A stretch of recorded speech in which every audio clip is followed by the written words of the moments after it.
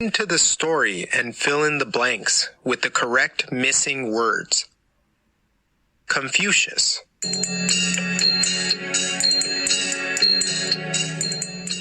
Do not do to others what you do not want done to yourself.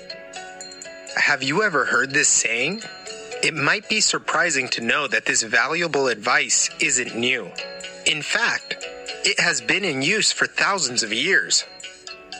Credit for the saying has been given to many people, but most people agree that the credit belongs to a scholar who came all the way from China. Confucius was his name. We know him better today as Confucius.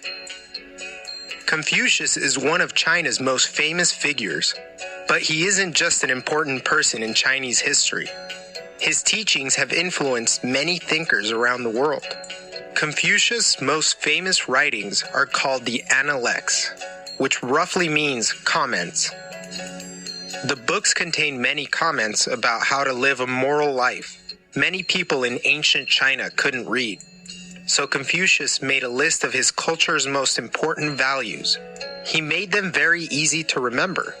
That's because he wanted all people in his country to know how to be a moral person. His sayings helped people learn valuable life lessons, even if they couldn't read. These simple, yet powerful sayings have inspired many people. They have even helped shape the views of business owners, kings, and queens. Confucius was born in China about 2,500 years ago. His father died when he was 3 years old, leaving only his mother to care for him. Confucius spent the early part of his life working to support his family.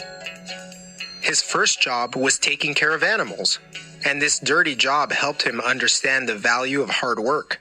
Later, he became a bookkeeper. He learned about how a country should be run. When he was a little bit older, Confucius began working in the government. He started at a low level, but he worked his way up into a position of influence. After that, he wandered around China learning as much as possible. Along the way, he taught others what he learned. Confucius taught others to live a life of virtue. This means that people should do good deeds, be honest, and obey the rules.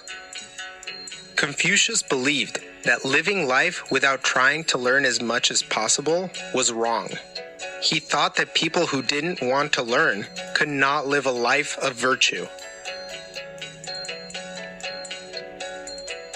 Does the name Confucius sound familiar? It should. Confucius' name might be the source of the word Kung Fu, which refers to Chinese martial arts. When people think of Kung Fu, they might picture fighting and action movies, but Kung Fu has roots in the teachings of Confucius. One Kung Fu master says that it is actually about improving your wisdom. People who practice Kung Fu want to keep learning their whole lives. They work hard to train their bodies and live a life of constant study. Confucius wrote, "Our greatest glory is not in never falling, but in rising every time we fall." Confucius lived his life according to this principle. Even though he had a very tough childhood, he didn't give up. He lived his life trying to learn as much as possible.